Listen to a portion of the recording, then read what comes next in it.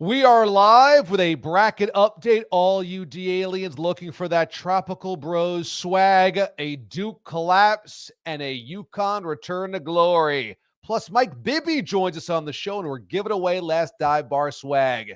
It's a Sunday night aboard the YouTube mothership.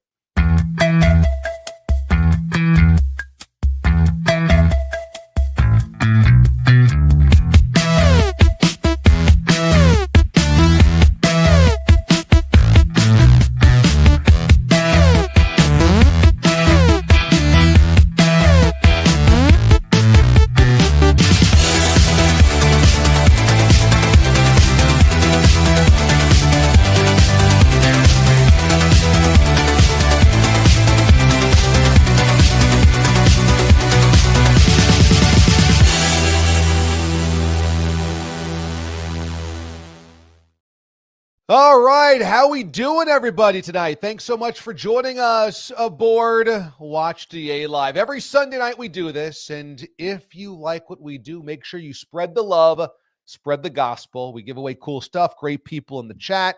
Hardcore D-aliens are here congregating on good times on a Sunday night and talking to Aiden, our Marquette Marvel executive producer, right before we went on the air. He said, vibes are high. That's what I like to hear. It always feels like we have a vibe check at the beginning of the show, and they are traditionally high. Vibes are high aboard the mothership tonight. As I mentioned, Mike Bibby is going to join us. This guy won a national championship in '97 with the Arizona Wildcats. Also was a guy that was a Sacramento legend with the Kings, part of all those great early 2000 squads that battled the Lakers and the Spurs, the Western Conference. Well, Mike has now taken over the Sacramento State head coaching job. So we'll talk to Mike Bibby coming up here on the show. How great is this, college basketball fans? Last week, Josh Pastner. This week, Mike Bibby. You gotta love it. We're bringing you college hoops. Plus, last dive bar, swagalicious. And so get your comments in. We'll read through all of those as part of Q&DA later on in the program. And the best comment gets themselves a last dive bar t-shirt. How about that? Let's get things started with your Furious Five.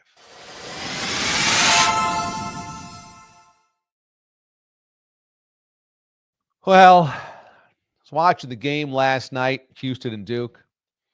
I got to admit, morning show DA, dozed off. You know, during the week, I get up bright and early. In fact, it's usually dark and early when I get up. And when it comes to the weekend, it's kind of hard for me to stay awake, especially if I'm sitting on the couch watching TV. So I got through the first game unscathed. Then I'm watching the Cougars and the Blue Devils in the late game. And like any good red-blooded American, I'm rooting hard against Duke. But there's a 14-point lead with about 8 minutes to play or so, something like that. And so I got to be honest, I was dozing off. Trying to keep that eye open. Bourbon Bell had gone to bed. Kiss her goodnight. I'm trying to stay awake, but it looks like it's going to be a cruise victory for Duke into the national championship game. They haven't had a challenge throughout the entire tournament. This was no different. And admittedly, you ever do one of these things where you're like putting your face closer to the TV to try to make sure that it can possibly register? And then that pillow behind me felt really good. So did that blanket, and I kind of laid my head down, and I was watching through one eye.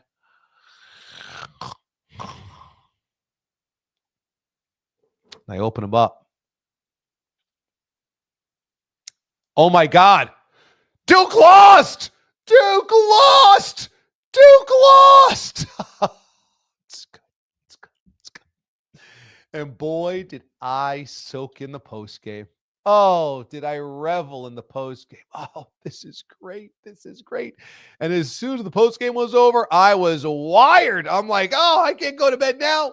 Rewound to where I had fallen asleep. Watch the rest of it. Oh, God, was that good eating. Oh, God.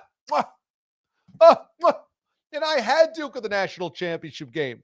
I had Florida versus Duke. And I'll tell you this, I never have the national championship game right, ever, before the bracket is opened up.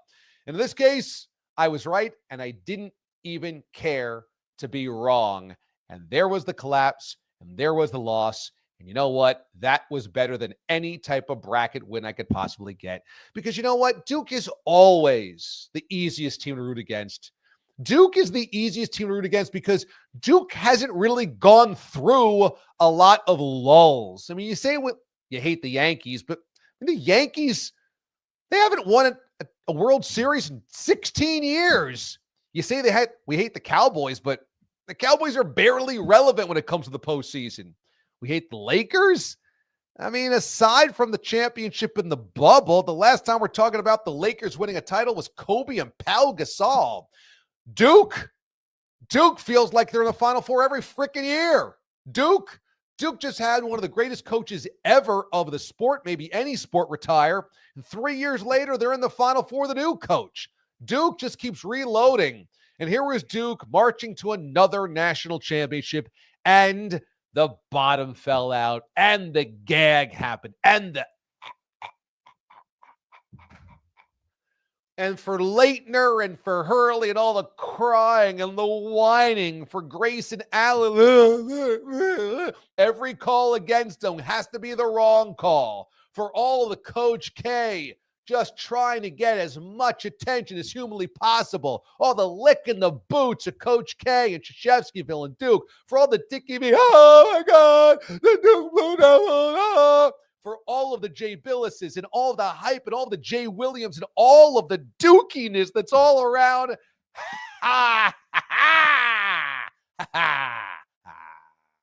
Now you know what it is to feel the gag reflex in a crucial moment with a big lead. You thought it couldn't happen, and it happened. You gave up big shots. You gave up the inbounds pass. It got stolen. You missed your free throws. And here's Cooper Flagg, the best player in the nation, the number one pick of the NBA draft, the next face of basketball, pulling up. And Leitner 2.0, short, way short. Oh, God. That was for America. You know, things haven't been so easy for a lot of people for a long time, and this was a moment in sports where we could all come together as one.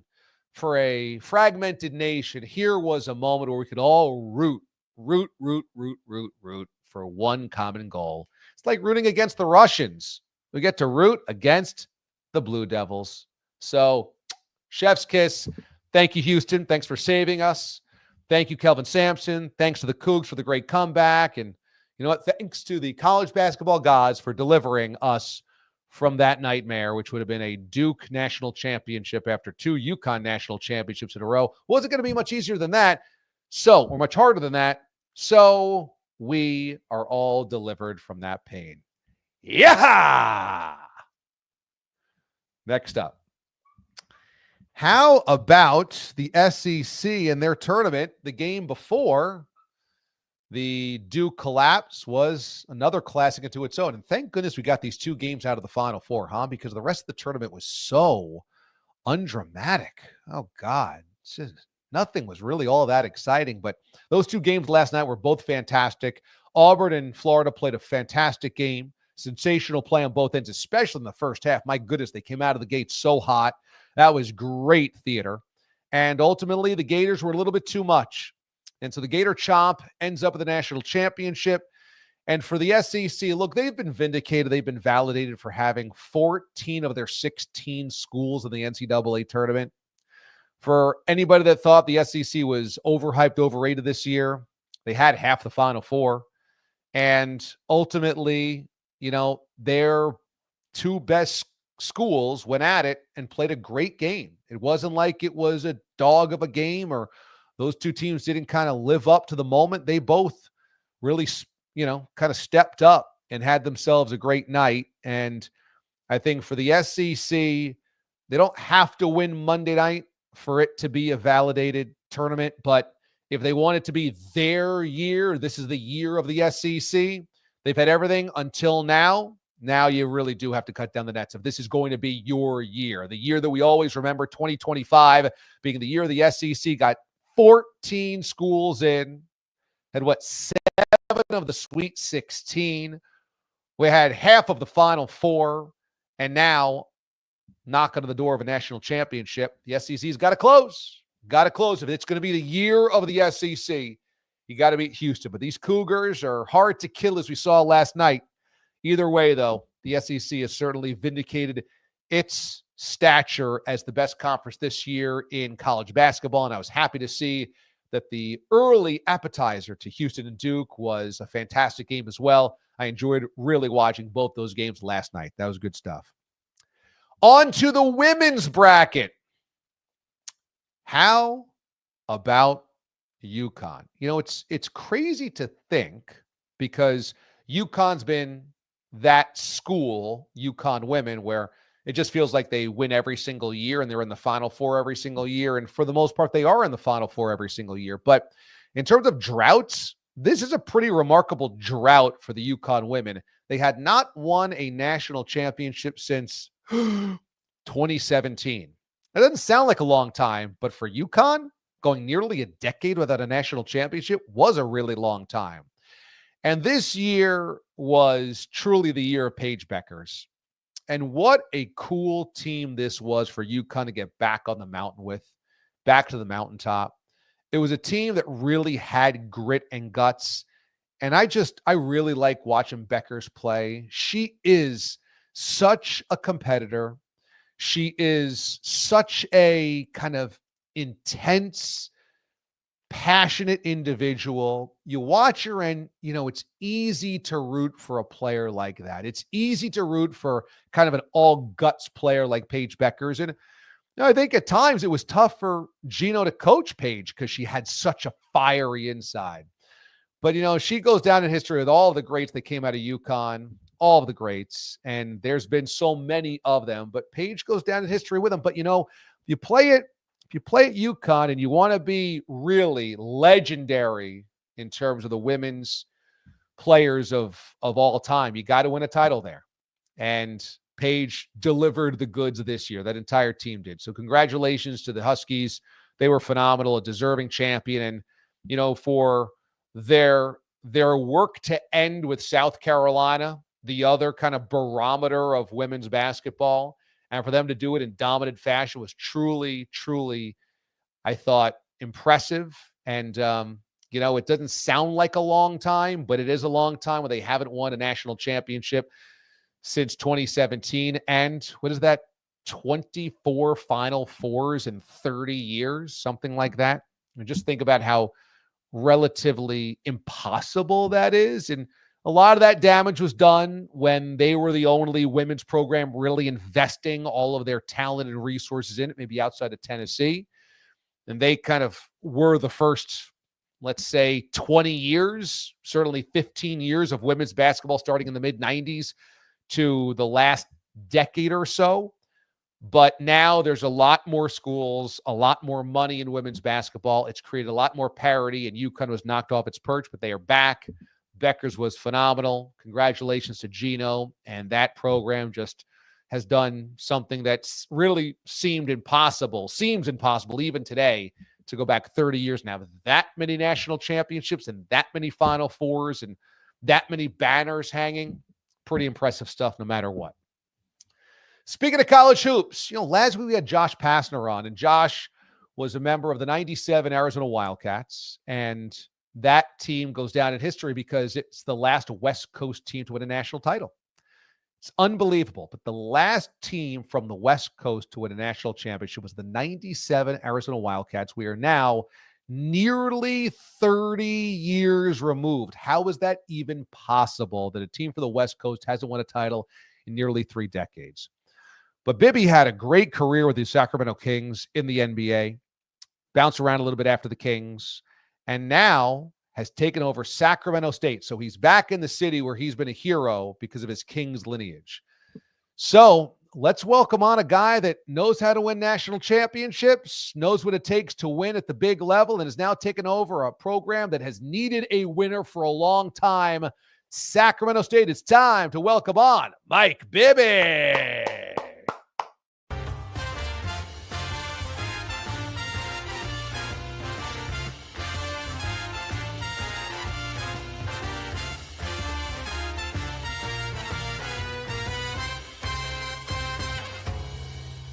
All right, welcome back, everybody. So glad you're with us and really excited about our next guest going into the national championship game in 2025. We got a guy that won a national championship back in 1997. In fact, he has his number 10 retired by the University of Arizona, the team that he won that title with, had a 15-year NBA career as well, was also a rookie of the year, player of the year, rather, in the Pac-10. And nowadays, he's the head coach of Sacramento State. Joining us here on the program is Mike Bibby. Now, Coach Mike Bibby. Coach, how we doing? I'm doing great. And it was 14 years, not 15. It might have been really 13 because I didn't really want to play the 14th, but I played it because it was Knicks, so I had to feel like it was going to play like in New York. All right, sorry. I glossed you an extra year there. I thought I was doing you a favor, but you want to make sure that you have got this down to a T, which is funny because you are known about your meticulous detail. Everybody that knows you, especially about coaching and playing, says, now to a T, down to the detail, that's what Mike is all about. So where does that come from? Perhaps your dad, perhaps another coach that you played for over your years? I mean, it's just, I don't know. I don't want to say it's OCD, but that's just who I am. If something isn't right, I like to make sure it's right. I'm a very habitual person. I like to do stuff in its habit. I'm a creature of nature.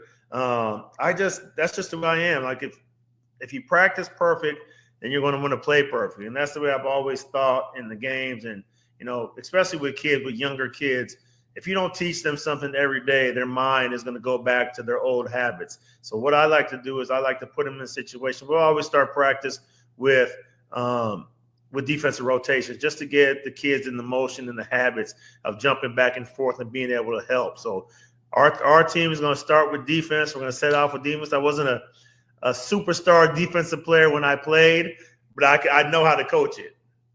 Mike, I tell you that the question everyone's going to have is why? Okay, you had a really good NBA career. You could call games for television or radio.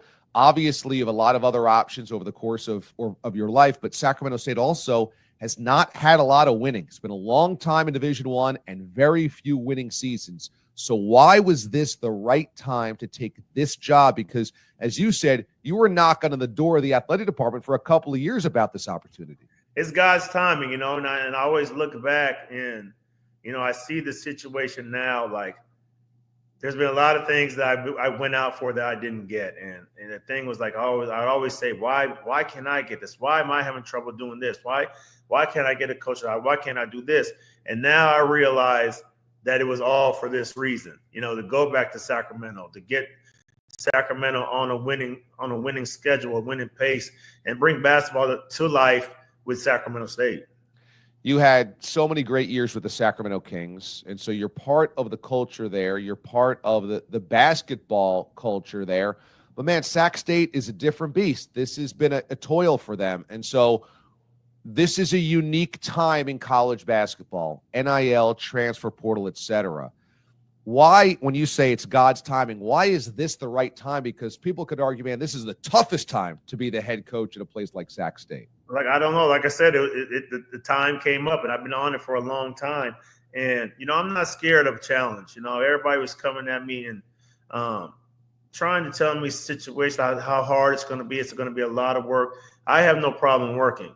I have no problem facing challenges. I have no problem wanting the best for a situation that doesn't look as bright as other people would like to take it. I don't mind being behind the eight ball. I've been behind the eight ball for a long time in my life. And it's just something that I want to embrace. And, President Luke Wood and Athletic Director Mark Orr are changing things around there at Sacramento State. And I'm glad that I could be a part of their change. When you had your introductory press conference, you said, hey, I'm cool with guys getting money, NIL, totally cool. But this transfer portal thing, you don't love to see this much change or movement with the players. What is it about the portal right now that's such a headache for all coaches? It's just, just for me, it's just, like I said, the older guys are brought up a different way. I like to be held accountable. When I saw adversity, I didn't run from it. I wanted to embrace it. I wanted to make myself better. I went when I was going to the University of Arizona, Jason Terry was there. He was their starting point guard at the time. And there never one time in my mind or thoughts was for me to ask Coach Evans or Coach Olson am I going to start? If I'm going to start, I don't want to go. You know what I mean? There was never a question that I put myself in. My mindset was, I'm going to start. I'm going to work as hard as I can. The first day I got to the school, me and Josh Pastner were in the gym by ourselves, 10 o'clock, 11 o'clock at night, just shooting by ourselves, shooting hundreds and hundreds of makes. So I wasn't going to let somebody starting ahead of me divert me from wanting to go to a different school and be scared and run from that, because everybody is running from the situation now. They're running from adversity to where if time starts getting tough, I'm going to go try to find it where it's somewhere easier. You know what I mean? And that's I wasn't built like that. I wasn't born like that, and it's just different for me. I don't like seeing it.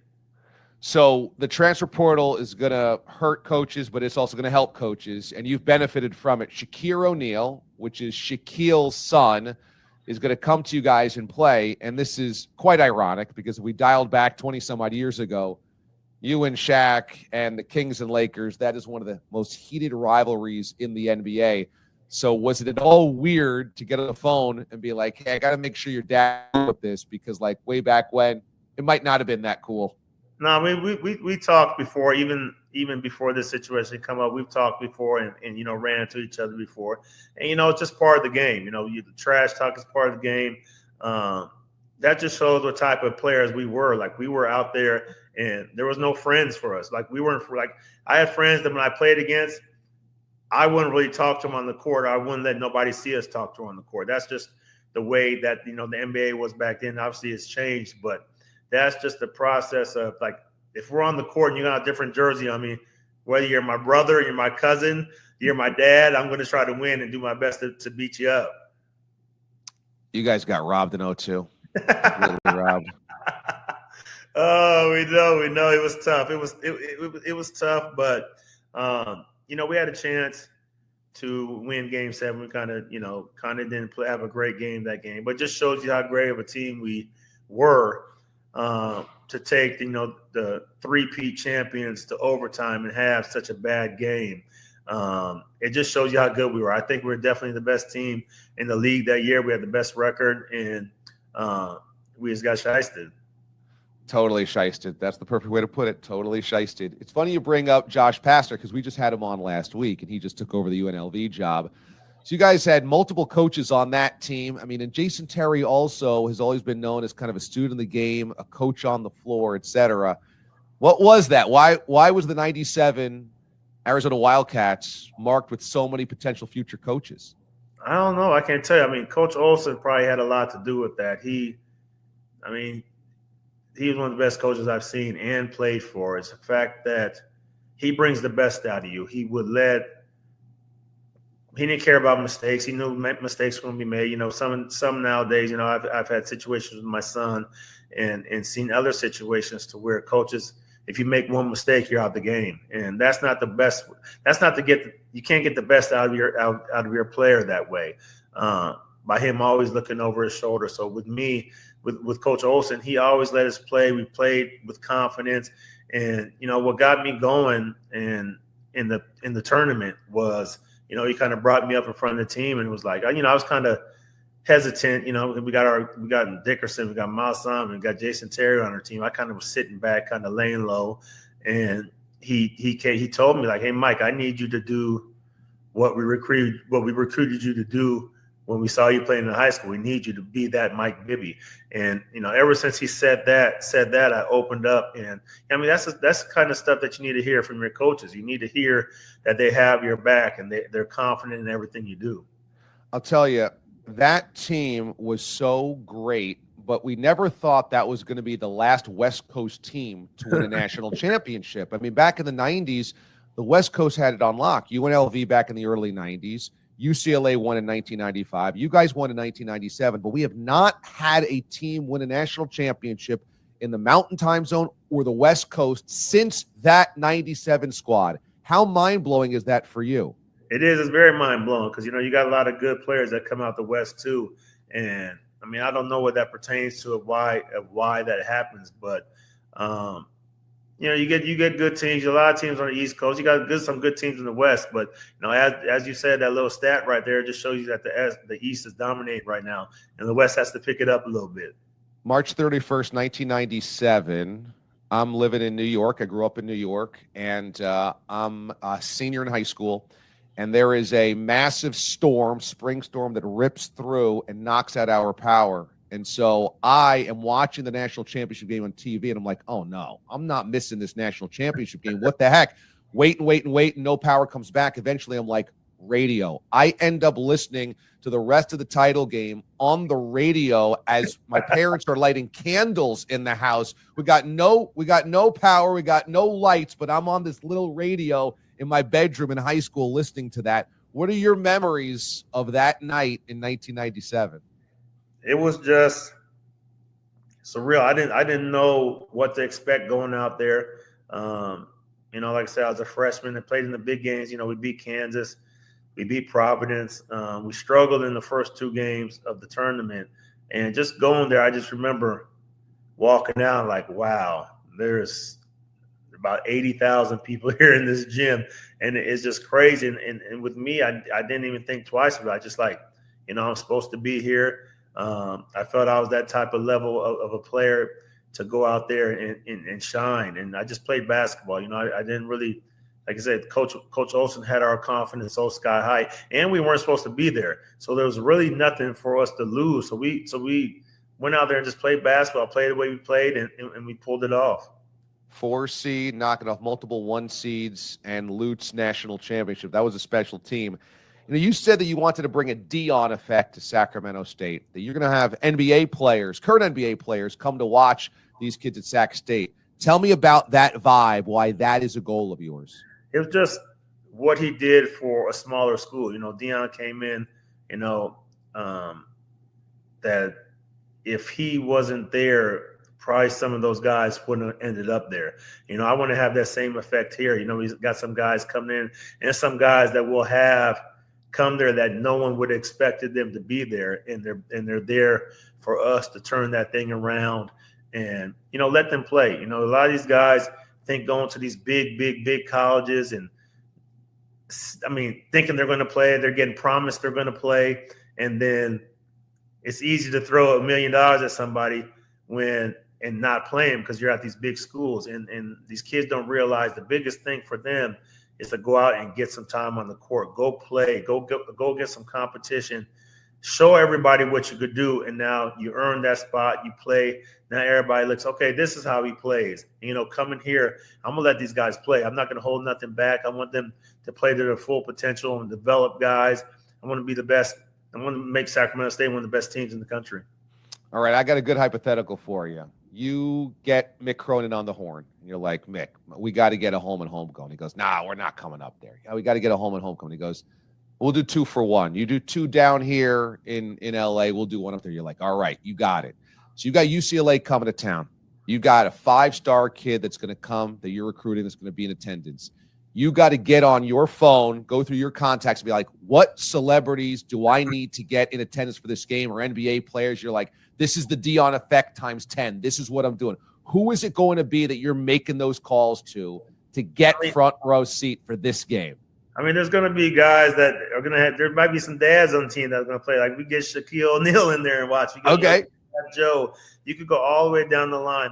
This is going to be something special that we're going to make happen at Sacramento State, and it's all starting with Dr. Luke Wood, the president. He's turning this thing around. He's getting excited. He's getting everybody excited for football and basketball. So look out for football too. With the hire they have with Coach Marion in there, it's going to be something special there too.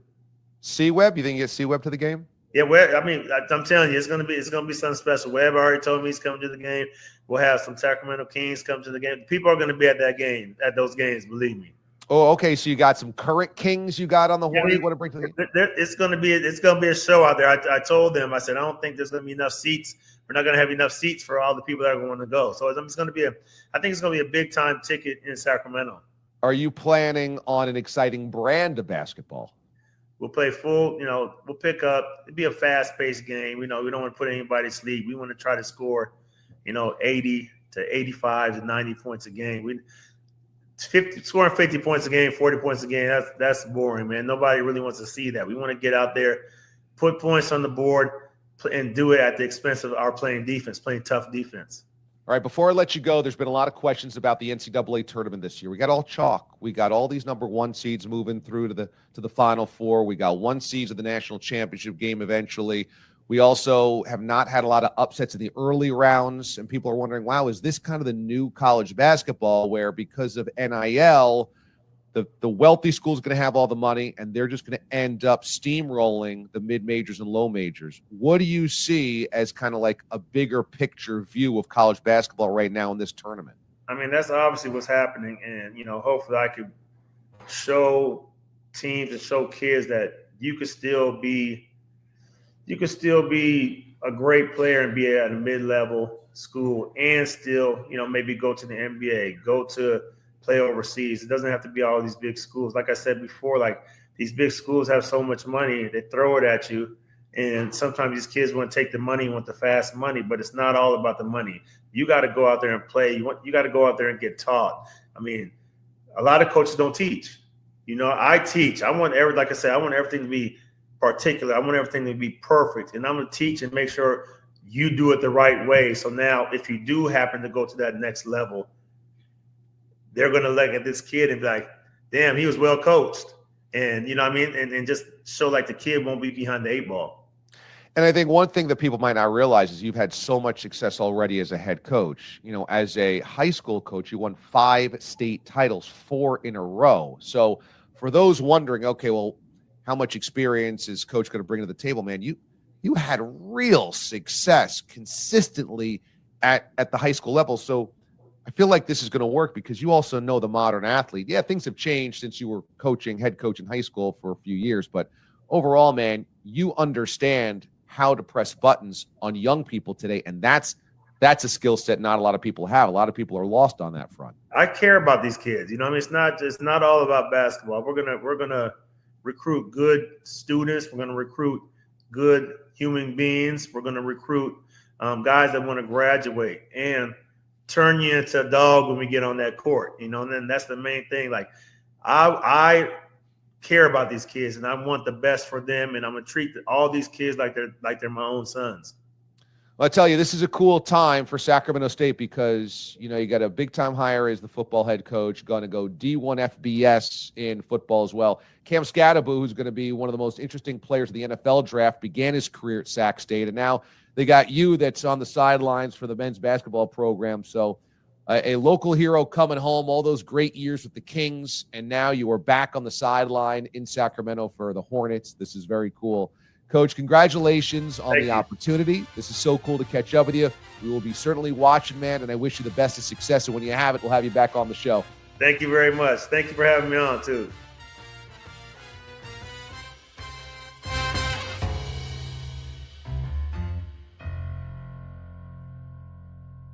Now, this has got to be one of the coolest live YouTube shows / Twitter shows anywhere on the interwebs when you have the opportunity to hear from a couple of national champions that have taken over Division I programs back-to-back weeks. Last week was Josh Pastner.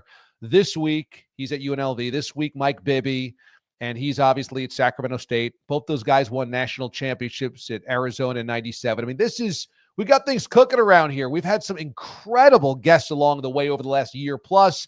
Tell your friends what we're doing. Bring your family and friends in. Make them part of the channel. Make them part of the Watch D.A. live experience. We do this every single Sunday night at 7 o'clock Eastern time, 4 o'clock Pacific. And the guest list just continues to rock and roll. Go back through the archives. Just go to the YouTube channel, click on interviews. There's a whole playlist of all the interviews we've ever had here on the show. You got to love it. And yes, for you intrepid reporters playing gumshoe out there, Detective Milkshakes, that was taped 2 days ago. That's why my 5 o'clock shadow is a little thicker, and that's why I'm wearing a button down instead of the sweater that I was wearing with Mike Bibby there. So nice job grabbing that little intel, noticing that. Okay, well, we're down to one game in the tournament, and the Tropical Bros Bracket Challenge is coming to an end, and the top 3 finishers are winning Tropical Bros apparel. So it is time for our friend, executive producer of the Marquette Marvel, Aiden Hatton, college basketball trivia du jour is his thing. He's going to give us making tacos and the latest with the standings. If you're not making tacos, I don't love you no more. All right, so who do we got now in the lead, Mr. Hatton? We have Derek G continues to hold the line at number one. Let's make these standings full screen. You can see the presented by Tropical Bros bracket challenge. Yes, Zeus, is that Zeus? He jumped up to a tie for second with Houston winning as well. Oh, wow. Woj stays in a tie for second with Florida. So a little bit of a shakeup with the Houston win over Duke. And our Dukies are not so favorable at the bottom of the line. On the right-hand side, you'll see the celeb on-air portion of the bracket. Some notables there. Shep fell down to 13th. He had Duke winning the whole thing. Super Dave, a nice jump up to 17th because he has Houston as champion. D.A. stands at 34th with Florida as the champ. Mraz and Bogues tied in a 49th place tie with 900 points. And we mentioned it last week, but it bears mentioning for anybody that missed us last week. The Body, 440 points. Michigan State was his champion, and that is dead last in the entire field, unfortunately. We have 95 brackets entered into the challenge. The bottom two never filled out the brackets. So the worst bracket of somebody that actually filled it out is Pete the Body. A beautiful 93rd place. How about that? So interesting. Tell me this here, Aiden. So with the top three being Houston, Florida, and then four tied for fourth being Duke, does that mean the top three are set? Can anybody break into the top three? Or do we got Derek, Zeus, and Woj as the winners of the Tropical Bros apparel even before the championship game?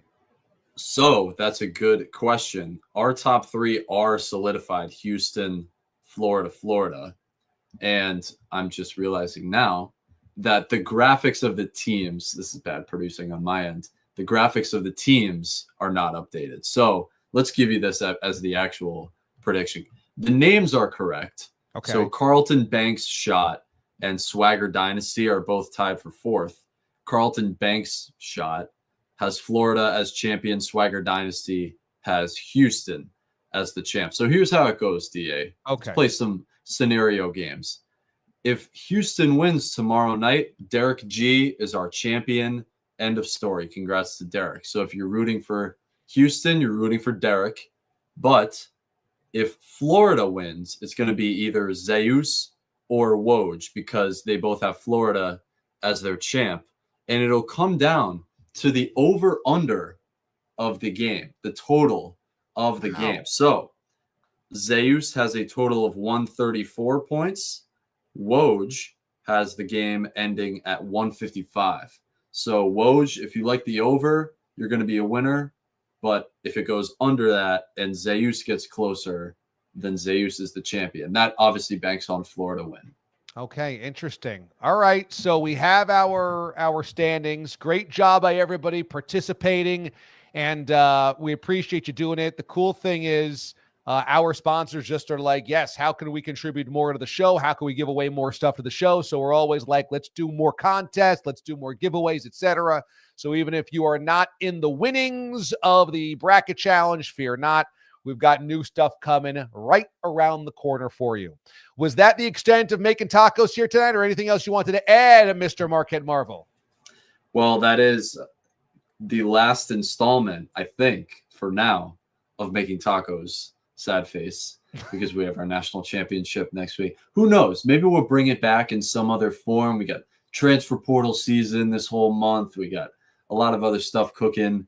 I have tacos coming to me. Wow. Via DoorDash right now. Okay. Heading to me.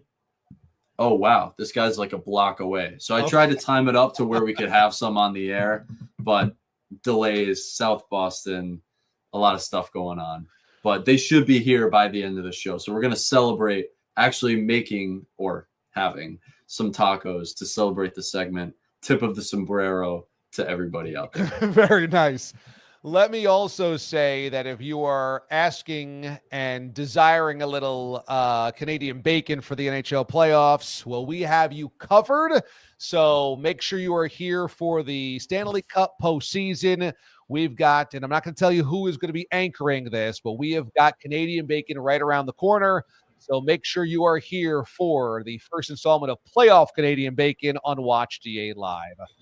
Also, I will tell you that we are holding strong on Sunday, June 8th for the Bob's Bar Show. Again, if you are looking to come up for the Bob's Bar Show, make your plans now. We can say with 95% assurance that Sunday, June 8th is the date. We are kind of floating around Bob just to see how the knee replacement is going. Looks like he's improving very well. We love that. I'm waiting for the latest update from Mraz. He saw Bob yesterday. Waiting for him to text me back on that. But we are holding strong to June the 8th. This week, we are going to lock down if there's going to have to be a site backup in case Bob's knee just isn't good to go. But Mraz is pretty confident that Bob's knee is going to be good. Bob's pretty confident Bob's knee is going to be good. So it looks like it's going to be Bob's. But if we need a backup site, we're going to lock it down this week so that at this time next week, we can tell you 100% certainty that's just what we're doing no matter what. But I would say 95%. So again, Sunday, June the 8th, which is about 2 months away, is when we're going to do it. Fly into New York or drive to New York. Make sure you have a place to stay if you want the night before or the night after. We're probably going to be starting early. I would say certainly by noon we'll have things cooking. Maybe it's a little earlier. Maybe it's kegs and eggs a little earlier. We'll see. But just keep that in mind. That's kind of the general idea of this. Make sure the party's going by noon. And it's going to be on Long Island in the Bob's Bar vicinity. And that's how we're going to work it Sunday, June the 8th. All right. So that being said, speaking of Canadian bacon, can we now talk about Alexander Ovechkin? Ovi scores 895. He scores his record-breaking goal today, the only goal actually the Capitals scored in a game in Long Island of all places against the Islanders. And so it's all kind of coming together energetically, isn't it? Got the Bob's Bar Show, Long Island, Canadian bacon, Stanley Cup playoffs, Ovi getting 895 there with just a complete howitzer. And this guy, he's 40 years old. He looks like he's 60 years old. He clearly has been not exactly the paragon of health, considering he's famously crushing Cheetos, Subway, and beer. When they won the Stanley Cup a couple of years ago, he was clearly the drunkest. And, you know, let's face it, this is a guy that is not a workout fiend, a hyperbaric chamber kind of athlete. He ain't LeBron. He ain't Brady. He's Ovi. And for Ovi to come back from significant injury this year, to be 40 years old, to be all gray, to have beat up his body pretty good, to rehab using Cheetos and beer, and for him to have the all-time scoring record is pretty extraordinary. I mean, in many ways, this should be the most popular hockey player of all time because there's a little bit of him in all of us. I mean, the great Wayne Gretzky, the great one, is always going to be the top shelf. He's always going to be the legend that's untouchable that we all say, my God, do you remember watching Gretzky? But Ovechkin is more regular guy than Gretzky could ever be. And I just find it pretty fascinating that we talk about Father Time and, oh, man, Aaron Rodgers. This guy, he still throws a beautiful football, beautiful pass. And there's a 40-year-old Tom Brady winning Super Bowls. And these guys, yeah, great for their age, but have they been nonstop drinking for 30 years? Have they been nonstop partying for their entire NHL career? Have they been rehabbing on Cheetos and Subway? I mean, Ovi is doing keg stands with the cup. There's a little bit of us in Alexander Ovechkin, and you got to give him credit for that. and a howitzer today to break the record. It's just a spectacular, sharp, beautiful, powerful goal and a perfect one to break the record. Okay. Final story here, the Furious Five. Clear out for a second, because I got to talk Oakland A's. Oh, Sacramento A's. The opening homestand is in. And as you might imagine, it was exactly the opposite of what John Fisher and Rob Manfred and the Kings owner was telling us. That it was going to be this wondrous experience where, because the capacity was so small and because the atmosphere was so intimate, it was going to make it more special. Boy, wake me up when it's more special. It begins on opening night when there's sell the team chants breaking out. When also we see if a player gets injured, he has to run from the dugout across the diamond, across the outfield, and out through the outfield fence. How's that for Major League Baseball? We also saw the tool shed that the media availability is in. And look, I'm not here to play violins for the media. All of us went through the rigors, no matter at what level we are in sports media, covering minor league baseball as I did, covering small college basketball, football, Olympic sports, what have you. Everyone's done media availability and something like that. The problem is those are multi-million-dollar professional athletes at the Major League Baseball level. They shouldn't be subjected to doing interviews in a tool shed you can get at Lowe's. But therein lies the rub here. Everything that Manfred, everything that John Fisher's insisting is not happening. And take a number. How many of those have we had over the last couple of years? You know, here's the bit. I just don't understand this. Why John Fisher's getting this type of preferential treatment. Because you may have heard me mention this on my radio show. Rob Manfred did an interview on my channel, Mad Dog Sports Radio, on Sirius XM with Christopher Russo for opening day.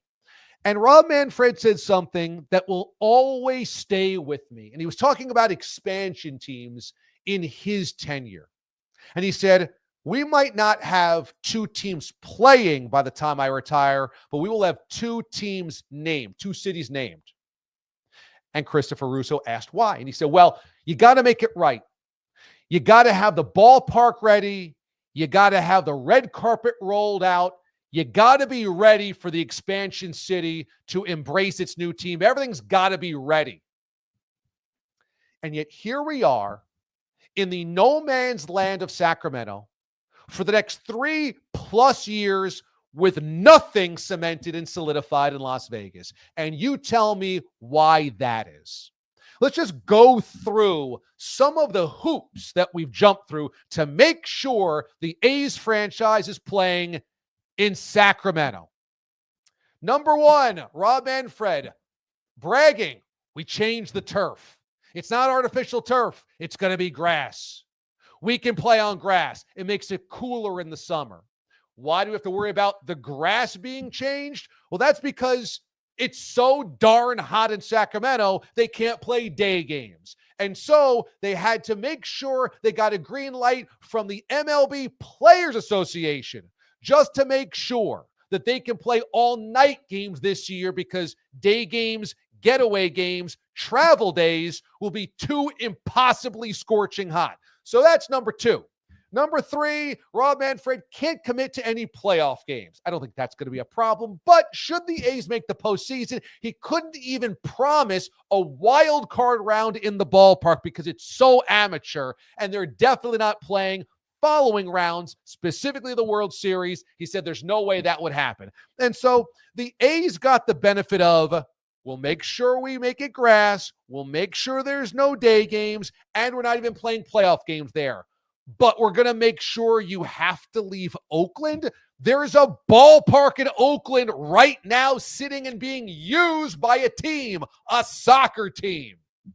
Next up, why the favor to John Fisher to do all of this? Because do you realize every other franchise in North American sports, when they leave their city, have to pay a relocation fee to the league. You move the Supersonics to Oklahoma City, relocation fee. You move the New Orleans Hornets to Charlotte, that's a relocation fee. You want to move a football team, a baseball team, a basketball team, a hockey team, the Thrashers become the Jets, that's a relocation fee. And yet, there's no fee associated to John Fisher. Again, I'm asking, why are we doing so many favors for the worst owner in the league and the worst owner in sports? In Sacramento, if you are a Sacramento resident and you want to buy Sacramento A's gear, you can't, because the A's aren't putting Sacramento in anything that they own.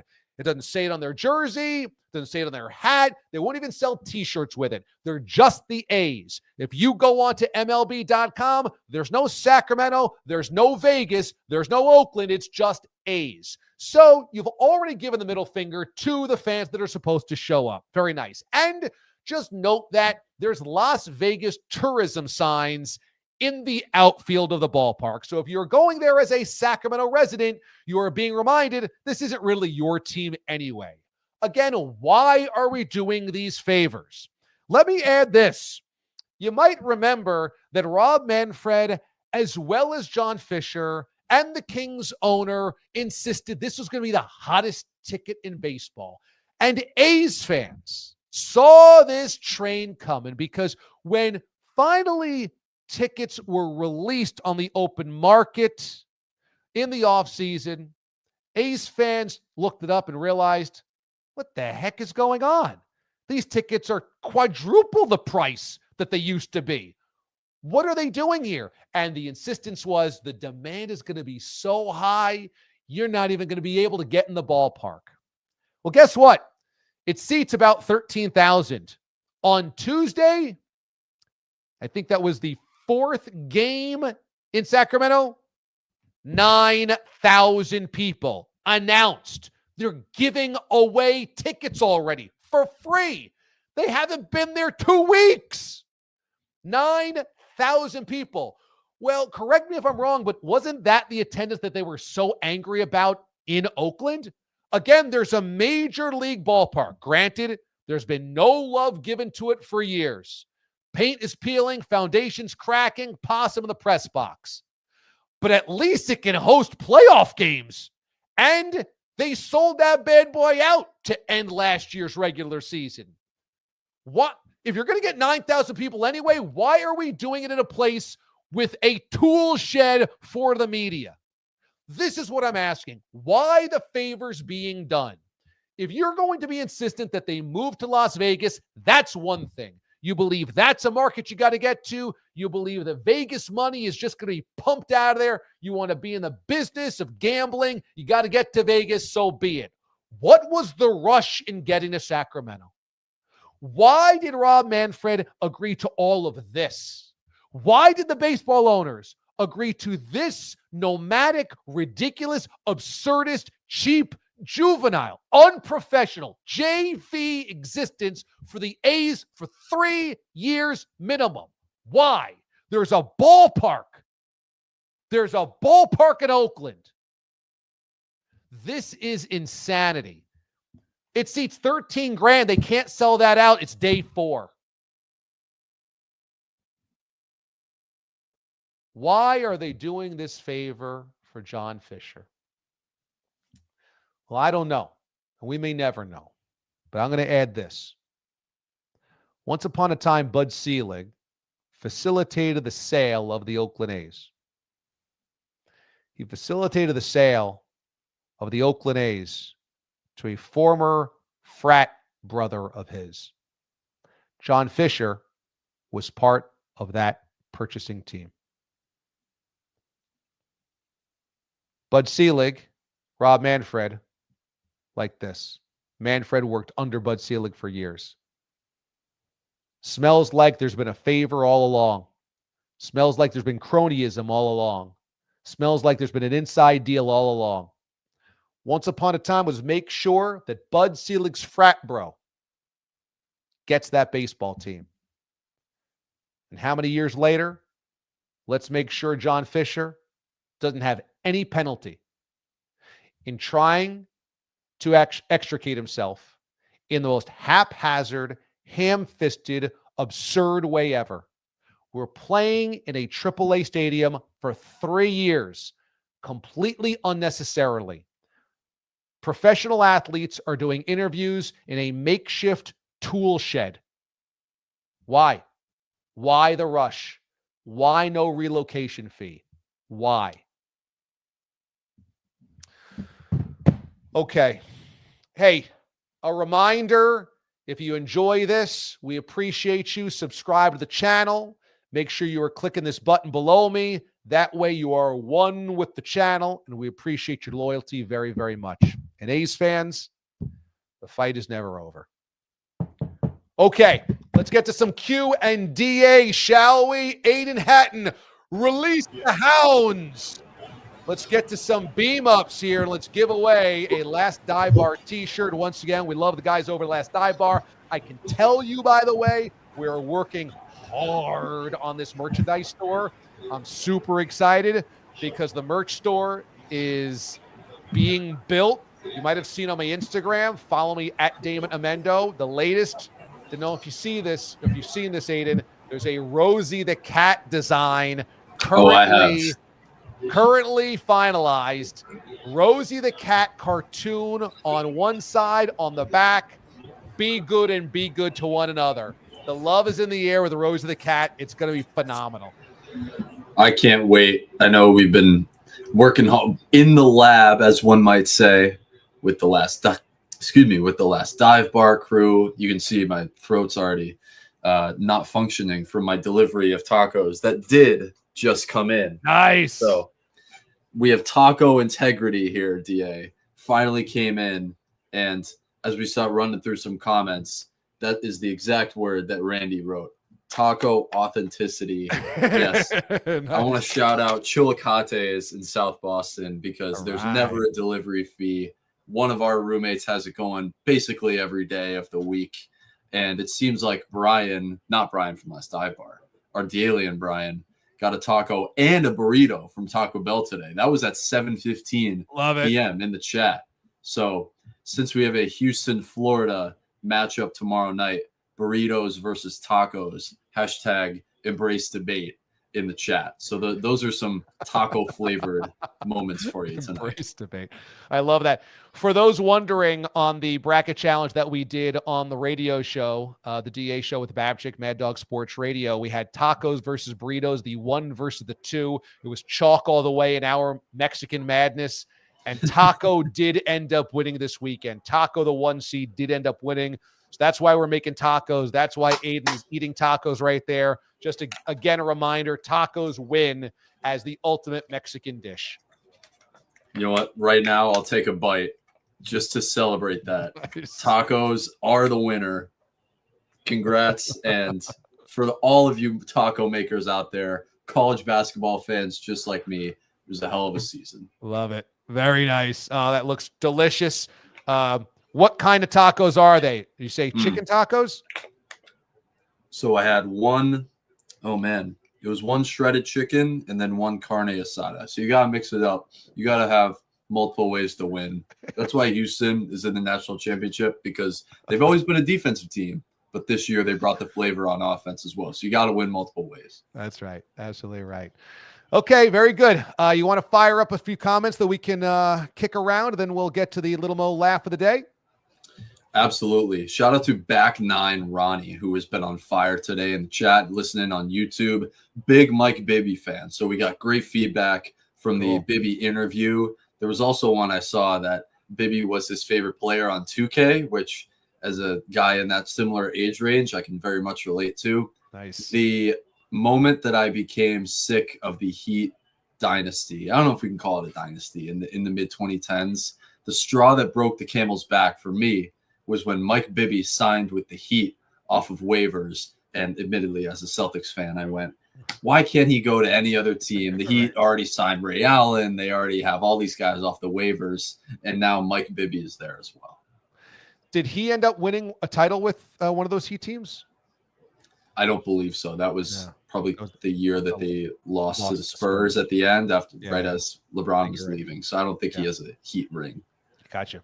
Yeah, Bibby was such a great player on those. I love those Kings teams. Remember, I mean, like you had Peja, C-Web, Bibby, Vlade. They moved the basketball. They had a great flow. They shot the basketball well. It was a very futuristic kind of style of play back when it wasn't really an open NBA. It wasn't an offensive forward NBA. It was a defensive forward NBA.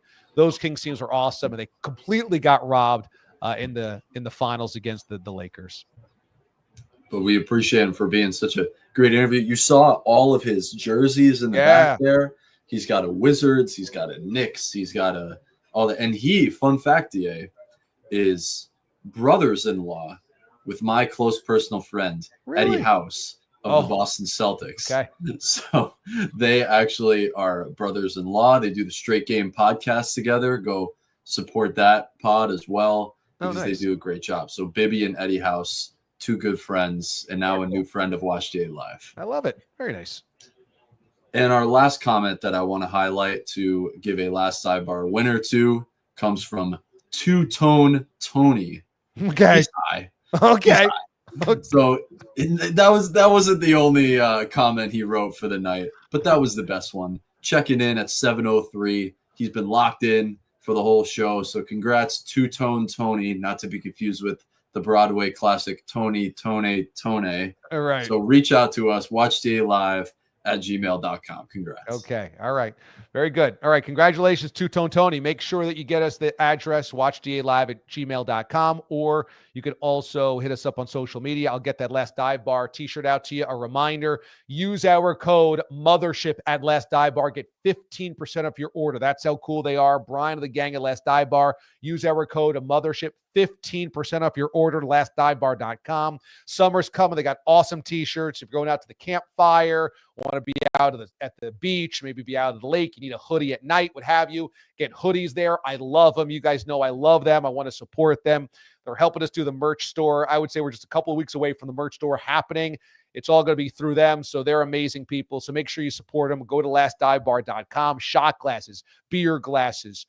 They just got cool stuff over there. They just got really good gear that looks cool too. So if you want to use basically our code and get tax and shipping free, that's kind of what it is. Use our code MOTHERSHIP and bada bing, bada boom. They've already hooked you up. We love them over there. They treat us like family. We try to do the same thing around here. Last Dive Bar, the original sponsor of Watch D.A Live, still with us every single day. Been doing this for over a year. We love them very much. Use our code MOTHERSHIP. Absolutely love it. I want to just highlight a couple of other comments from you guys. We have Matt who says, by the way, Bibby signed with the Heat in 2011. That was the year they lost to Dirk and the Mavs. So how about that? That's interesting. I didn't realize he was on that team. Okay. Delta 9 Brian, this is a good hat tip, by the way. I love Melinda's Hot Sauce. They've been a sponsor of ours on Mad Dog Sports Radio. In fact, my brother came over today. He had a couple of he brought over some breakfast sandwiches. So ham, egg, and cheese, bacon, egg, and cheese. Had some hash browns. He goes, hey, you have any hot sauce? Oh, yeah, I got a ton of hot sauce. He goes, give me whatever you got. I want like elite hot sauce. I go, okay. I gave him 3 big ones of Melinda's. I gave him smoky chipotle. I gave him Polynesian spicy, and then their sriracha. He was just loving trying all of those. So Melinda's is awesome. They're not paying for Watch D.A Live, but I always want to hear that good people are being supported, and they really are. They're really, really good. So check them out in Walmart. There you go. Also, I appreciate the love from Matt. Yes, I used ham-fisted in my rant about the A's. That's the only way I can really describe how stupid so much of it is by that clumsy moron, John Fisher. And it's pretty ridiculous that he's being even allowed to do this, and baseball's watching it happen. And I just feel for all the A's fans out there, always will. It's never going to end. I'll always just continue to keep trying to support the cause, because, man, it's ridiculous that they've allowed this happen to such a great fan base. And you got to keep screaming into the wind, even if it's in the wind, so that people don't forget just how ridiculous all of this is. So I appreciate all the comments here. And I want to hear from you guys every single day, every single Sunday here on the old comments, and we'll just keep rolling through them. Also, we'll do a Q&A coming up here sometime this month, as I promised, because we've hit 1 year, and I want to do a Q&A for the listener where it's just a chat. So we'll pick out a day this month where we'll just sit down, and for an hour, I'll just answer all questions. Nothing is off limits. You can go however deep cut you want there. So I'll certainly announce that when we end up doing it. And Bob's Bar, like I said, is coming to Long Island. I would say we're about 95% there on Sunday, June the 8th. And so lock it in. Make sure you clear it on your calendar. And that way we will get as many of you great people and D-aliens there as humanly possible. We will also, when we do go there, we'll have tons of DA merch for giveaways. So when we finally launch this merch store, we'll be certainly giving away plenty of it here on the show, but we'll have plenty of it at Bob's Bar, and we'll make sure that you guys are hooked up as much as possible. Back Nine Ronnie said, I had a dream the other night. The DA show was on, and I was so happy the crew got back together. Ruined my day when I woke up. Well, believe me, Back Nine Ronnie, we are all in a text chat together, so we're all buds, and I know that didn't help you, but I keep trying to rope them into this show, Watch D.A. Live, as much as possible. As you know, we've had Mraz on multiple times. We've had Boyle on multiple times. Pete has come on. Bogues has come on. And as much as possible, I try to get them into the conversation. And I think at Bob's Bar, we should be able to get a bunch of them, if not everybody. In fact, we had Pete there last year in November. So if we can get Bogues there, then we got all 4 of the crew there. So that's going to be awesome. So I got a good feeling about that. Fear not. We'll always keep them tethered close. I miss those guys a lot too. They're awesome. And, it's great to see how good everybody is doing. We're always chatting and busting balls on the text thread. So you can not have a nightmare that we're all drifting off into different places. We're always going to be busting each other's chops as much as possible. You can be sure of that. All right, that's going to do it for us tonight here on the show. Hey, thank you, everybody, for watching. And once again, spread the love that the show is on Sunday nights. We do this every single week. Make sure you are one with the channel by subscribing, and that will make sure you get the notifications when we go live. And we appreciate it very much. Spread the love to all your friends and family. Let them know this is what we do on Sundays. The D-aliens are loyal. They're wonderful people. I love all you guys. I appreciate you making this part of your week. I'm going to see you tomorrow morning on the radio on Sirius XM for Aiden Hatton, the Marquette Marvel, and for Mike Bibby, national champion. I'm DA. Before we get out of here, we got to do our Little Mo laugh of the day. And as the Houston Cougars end up going to the national championship, Jamal Shed was a guy we thought might bring them there previous years. He got injured. They couldn't get over the hump. But here is Jamal Shed laughing just the same way Little Mo might laugh as his team, his school, is going to the championship. Come on! Come on, Lee! Get home! Oh, it's a foul! Come on! Hell yeah! Come on! Let's go!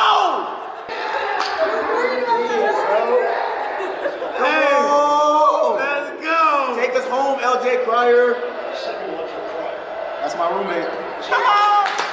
That's my roommate. Oh yeah! Let's go! No! Let's go! Let's fucking go! Oh, I'm finna go sleep. Good. He did call it. This game today, Houston is gonna win. It's not over yet. Go get Coach Sampson's first one. D.I. gotta wear that jersey.